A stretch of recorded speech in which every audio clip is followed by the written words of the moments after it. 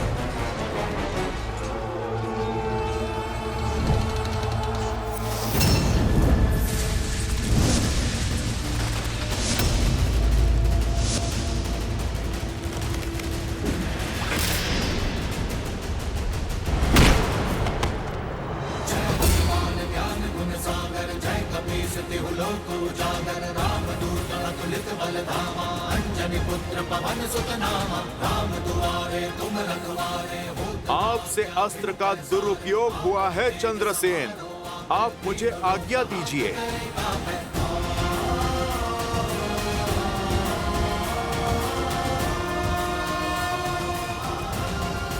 जय श्री राम।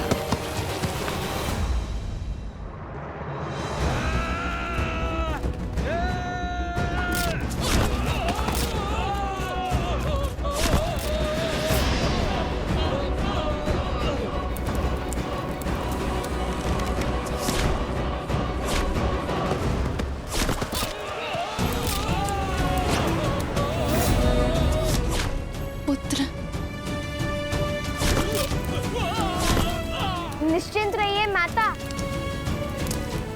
अब जानना चाहती थी ना हमने उस ऋषभ को कैसे पकड़ा था, अब मैं बोलकर नहीं कर दिखाऊंगा।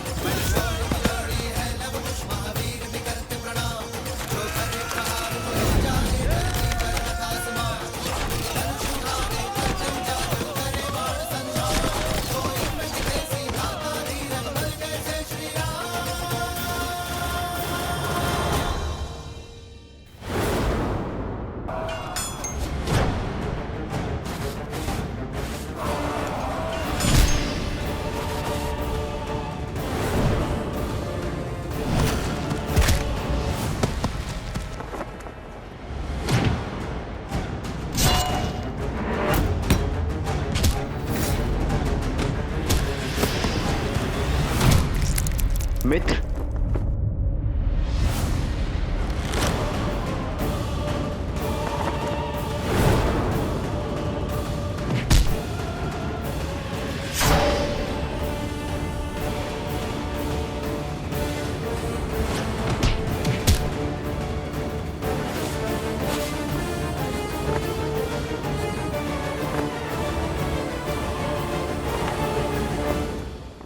कुश, ऋषिवर की रक्षा करो, मैं सुरक्षित हूँ। किंतु माता, भैया का आज्ञा था कि भैया की आज्ञा नहीं, अपनी माता के आदेश का पालन करो। ऋषिवर की रक्षा करो और अपने मित्रों को बचाओ। अपनों से पहले अपने लोगों की रक्षा करना तुम्हारा दायित्व है। जाओ।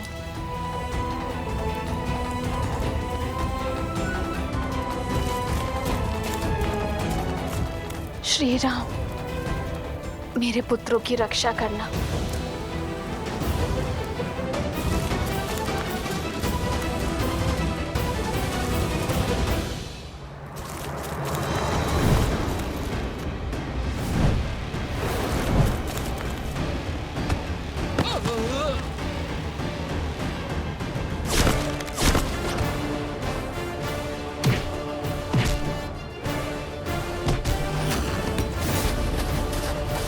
मुझ तक पहुंचना ही दुर्लभ है वानर।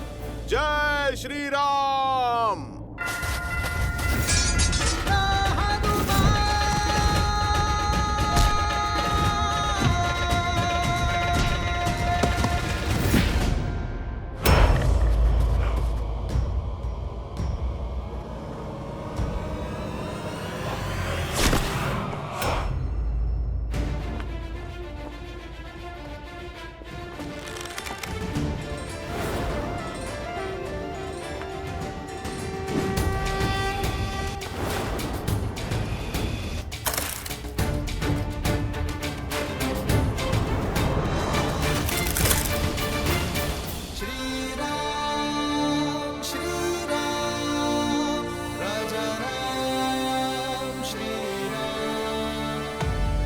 श्री राम ने तुम्हें मृत्यु नहीं दी।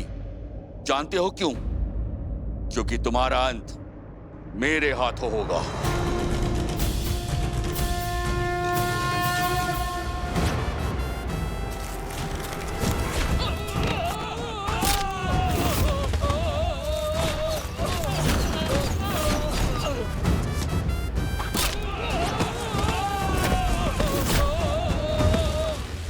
वन देवी के पुत्रों के सामने वन के अपमान का दुस्साहस।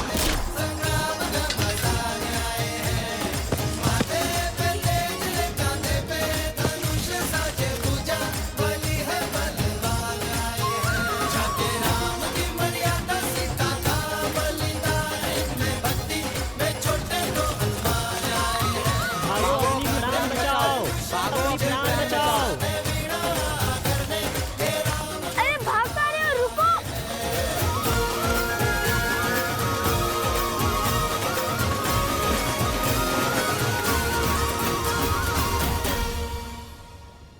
माता का आदेश है कि हम इनकी रक्षा करें, इसलिए तुम और सोमकरण ऋषिवर के साथ साथ गुरु माँ और कुमोदनी दीदी की रक्षा करोगे। मैं और जातुकरण नदी के तट पर दृष्टि रखेंगे। जो आज्ञा भैया।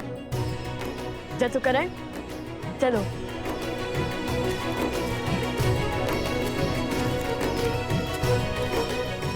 अगर शांडिल्य होता तो कितना अच्छा होता।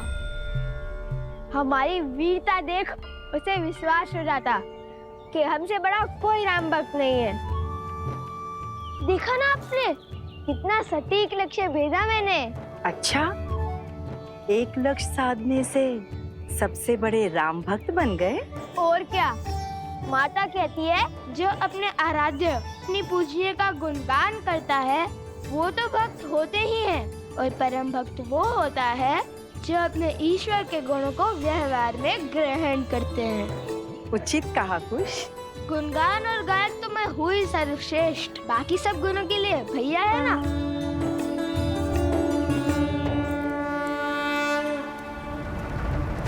माता अभी भी तप कर रही है और जल अभी भी अशुद्ध है, अर्थात मकरासुर अभी भी भीतर है, ठीक मकर ध्वज की भांति। मकर ध्वज?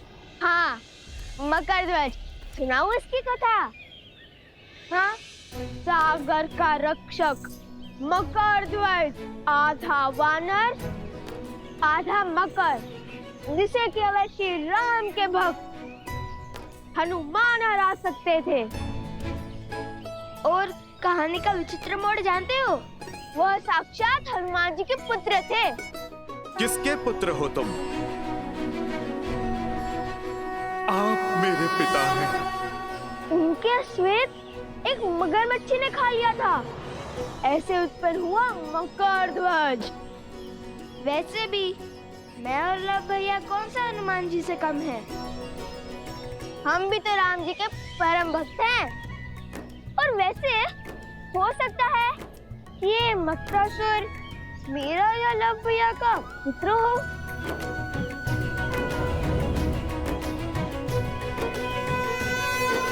अरे देखो देखो, ऋषिवर जाग गए। प्रणाम ऋषि असुरी, क्या आपकी तपस्या पूर्ण हो गई? अरे कहाँ जा रहे हैं? क्या आप मुझसे क्रोधित है?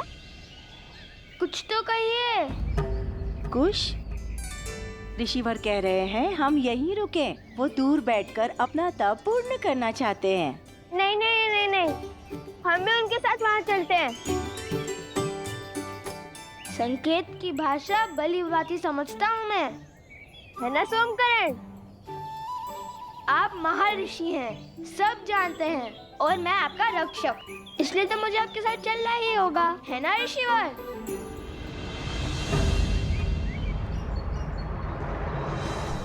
वर्षों से तप में लगा हूं। आंधी, बाढ़, असुर भी मेरे तप को तोड़ने में सक्षम नहीं हुए, किंतु तुम उनसे भी अधिक शक्तिशाली हो। मेरे मौन को तोड़कर मुझे बोलने पर विवश कर दिया। कौन हो तुम बालक? पता चलेगा, किंतु मकरासुर से सामना करने के बाद।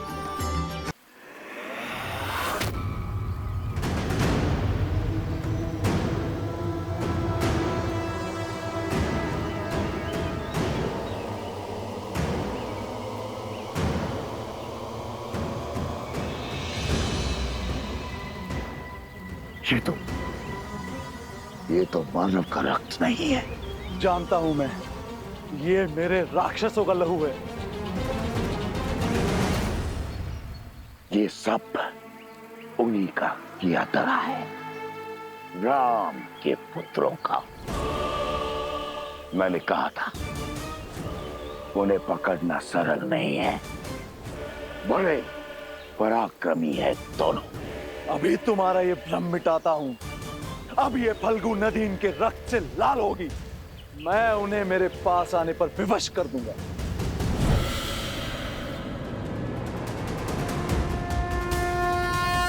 सिया राम।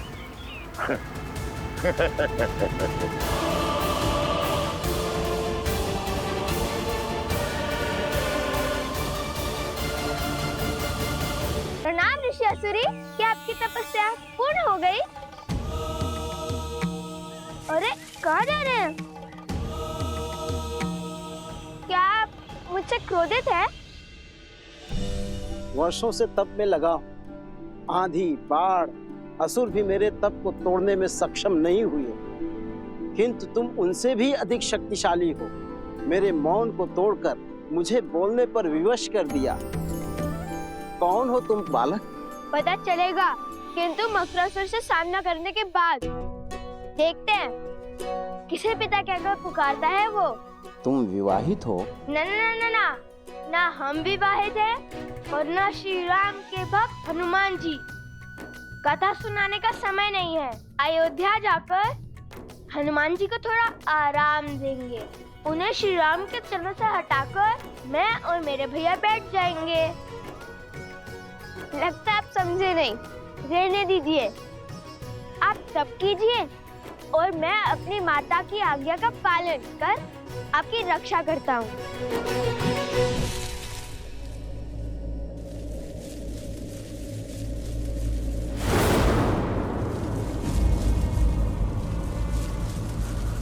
ये वृक्ष तो सूख रहा है। अर्थात मकरासुर निकट है। ये उसी का प्रकोप है।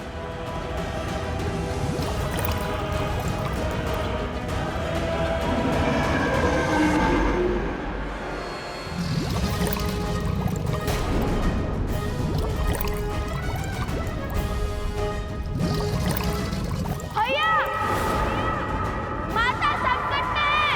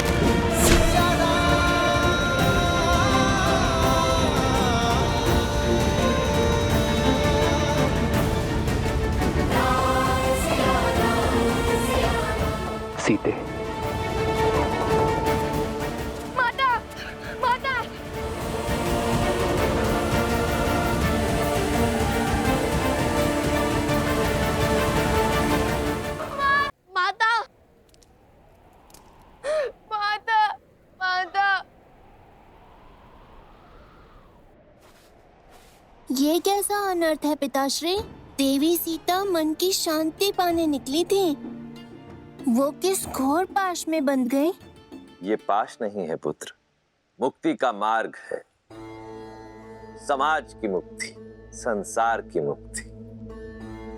जिनका अंतःकरण शुद्ध होता है, नियति उनसे ऐसे ही भलाई के कार्य करवाती है। उनके तो स्वार्थ में भी निस्वार्थ की भावना छिपी होती है, जिससे जगत का कल्याण होता है। किंतु लवकुश, इस विपदा में कौन करेगा उनकी सहायता? नियति चक्र की अपनी ही गति होती है। हमें धैर्य रखना होगा। उसके पश्चात विधि के इस विधान का कारण तुम्हें भी ज्ञात हो जाएगा। गणेश, मेरे पास आओ पुत्र।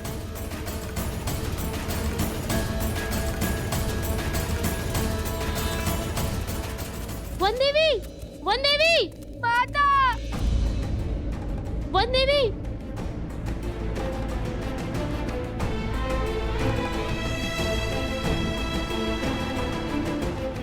नहीं, आंसू पूछो कुछ नहीं होगा माता को।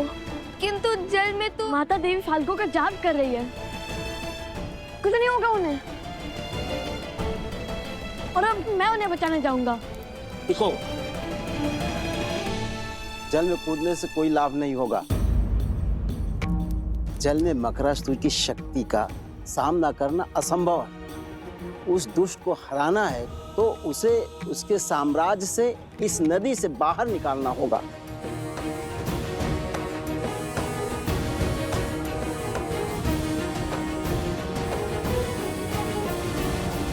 अभी तक अधर्म की विजय हुई नहीं है, किंतु धर्म के पास समय कम है। हर गिरते पत्ते के साथ मकरासुर की शक्ति और उसका प्रकोप बढ़ रहा है। शीघ्र तुम्हारी माता को इस विषैले जल से बाहर निकालना होगा।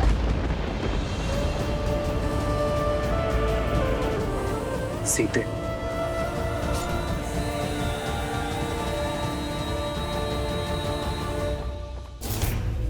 ये अस्त्र अगर इसको चीर सकता है, उसको भी मार सकता है।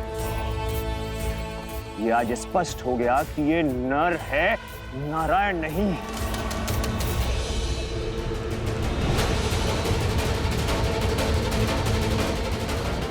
प्रभु,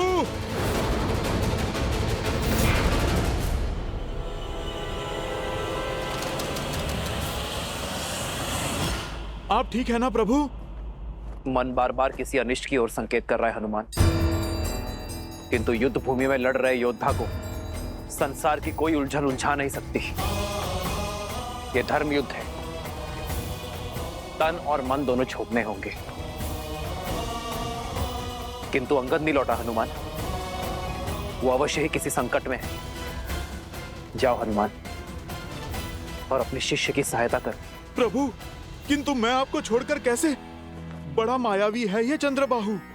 चाहे आप जितने भी प्रहार करो, क्षण भर में इसका घाव भर जाता है। उसकी शक्ति हमारी सेना पर भारी पड़ रही है। पाप पुण्य पर हावी अवश्य हो सकता है हनुमान, किंतु उससे जीत नहीं सकता। जब समस्या का समाधान ना निकले तो दृष्टि नहीं, दृष्टिकोण बदलना चाहिए। जब समस्या का समाधान ना मिले तो दृष्टि नहीं, दृष्टिकोण बदलने की आवश्यकता होती है। यही कहती है ना हमारी माता।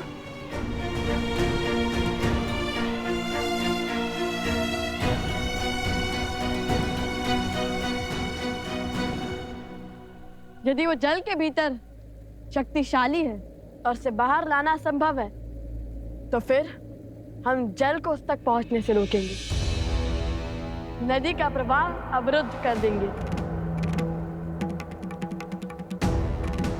ये कैसे होगा लव? मुझे तो ये युक्ति भी असंभव लगती है। यह भैया के मुख से निकली बात कभी असंभव नहीं हो सकती।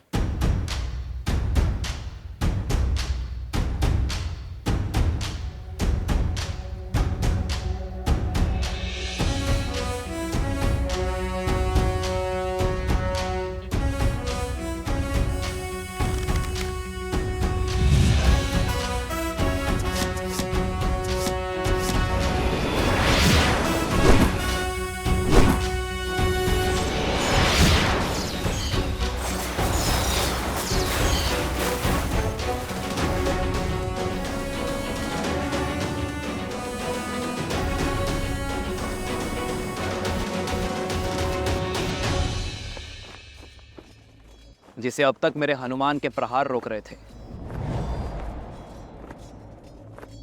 उसे अब मेरे बाण रोकेंगे। वो मारा नहीं जा सकता, किंतु बांधा जा सकता है।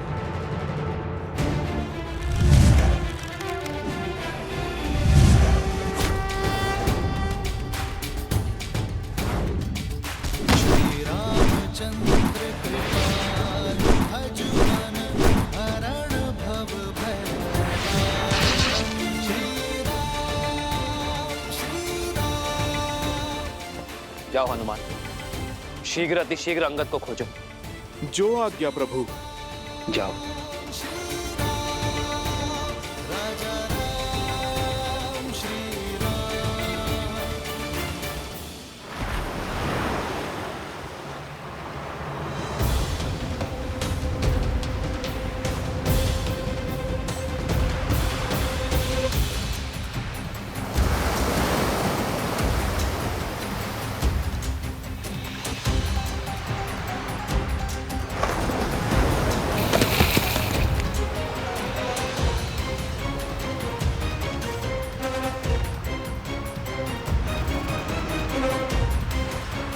जल का प्रवाह बहुत तीव्र है, इस पे सेतु बनाना संभव नहीं है लवकुश।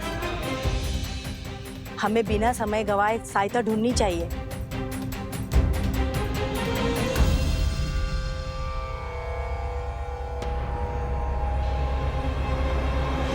अब हरी पत्तियां कुछ शेष ही रह गई हैं।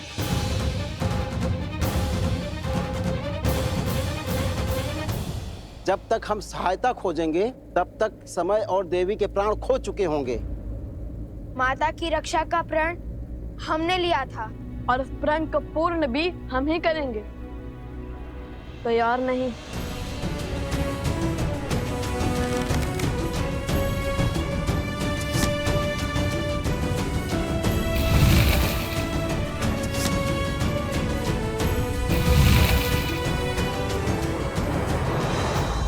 आप सब हर बाण पर राम नाम लिखो। राम नाम में शक्ति है, वो सेतु बना सकता है, जल आश्रम तक पहुंचा सकता है, तो जल को रोक भी सकता है। अति उत्तम कुश। हम बांध को दोनों छोर से बनाना शुरू करेंगे और बीच में आ मिलेंगे। इससे नदी का प्रभाव बीच से निकल जाएगा और किसी एक और अधिक दबाव भी नहीं बनेगा।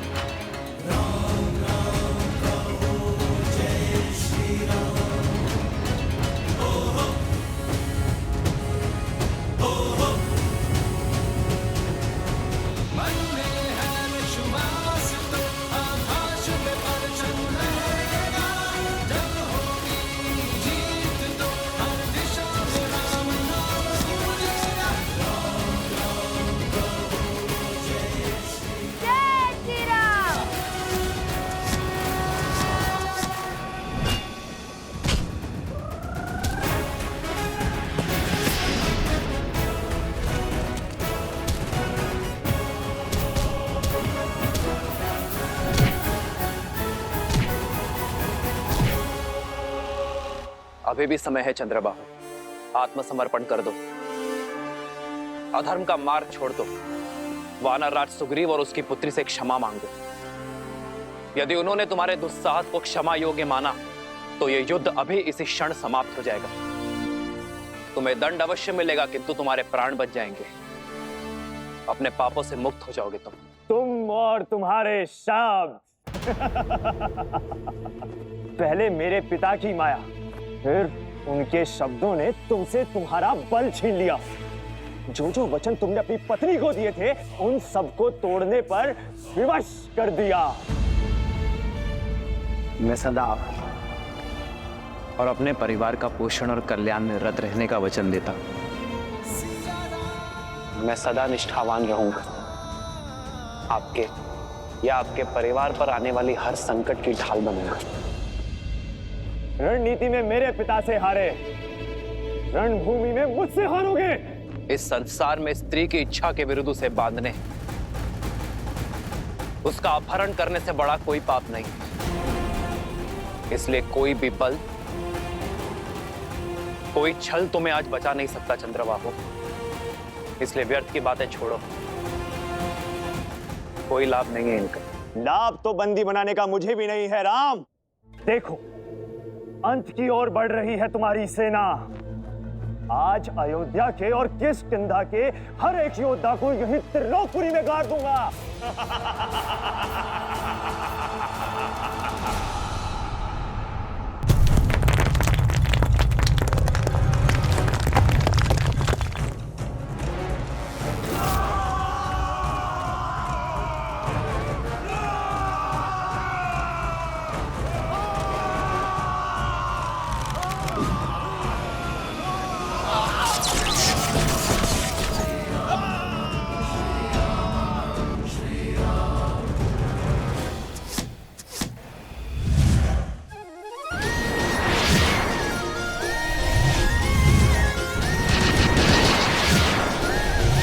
आपके लव कुश आ रहे हैं माता।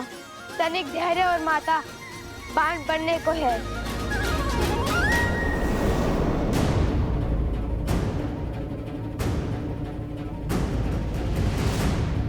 ये कोई असुरी माया तो नहीं?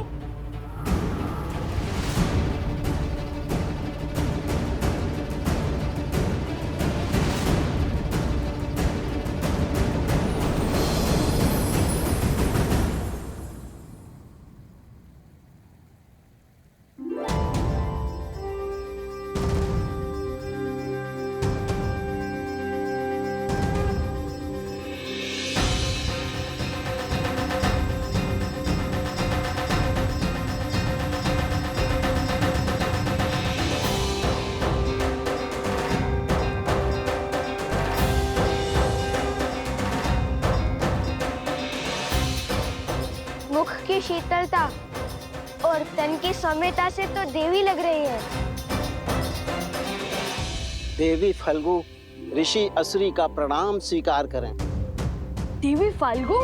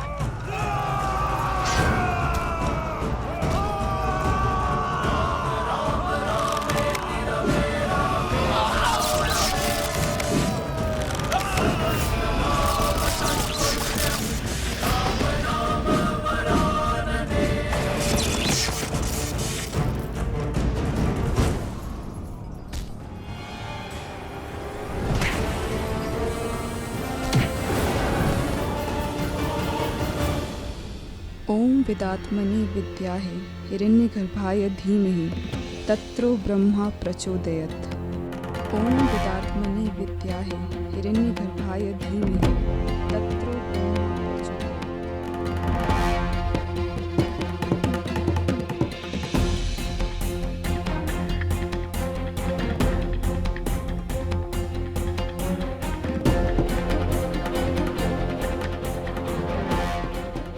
अंगद के यहाँ पे होने का प्रमाण तो मिल गया, किंतु वो स्वयं कहाँ है?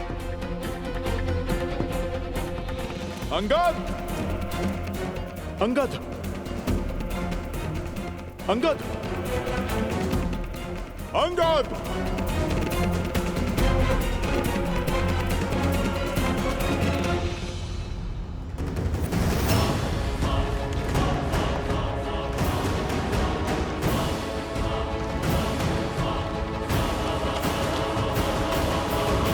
सूरी, ये बांध कभी पूरा नहीं हो सकता। यदि मेरा प्रवाह रुका तो आसपास के सारे क्षेत्र बाढ़ में बह जाएंगे। बांध नहीं तो हमारी माता का क्या होगा? देवी, आप तो कुछ भी कर सकती है ना। हम लोग धर्म के साथ हैं, हमें हमारा कार्य पूर्ण करने दीजिए। हाँ देवी, आपको तो हमारी सहायता करनी चाहिए। जैसे समुद्र देव ने सेतु बनाने के लिए श्री राम का सहयोग किया था, और हम तो श्री राम के सबसे बड़े भक्त हैं, हनुमान जी से भी बड़े। देखिए, मैं तुम्हारी दुविधा समझ सकती हूँ। कर पाती तो सहायता अवश्य करती,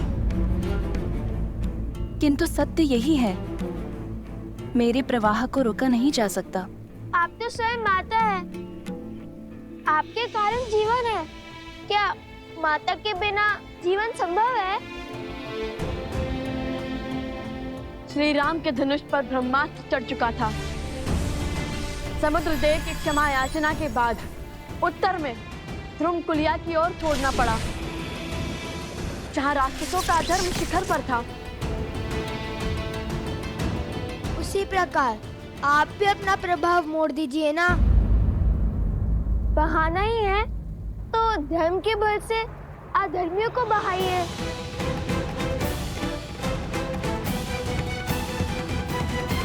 है यहाँ से उत्तर पश्चिम की ओर महापवित्र सरस्वती नदी की सहायक नदियां, जहाँ असुरों का साम्राज्य फैला है, वो स्थान त्रिलोकपुरी कहलाता है। देवी, आप अपना वेग वहाँ ले जाइए। किंतु ऐसे कैसे मोड़ लूं अपना प्रवाह? मना मत कीजिए देवी। मान जाइए, आपको हमारी सौगंध। धर्म को हारने मत दीजिए देवी। हमारी वन देवी की रक्षा कीजिए। माता मान जाइए ना।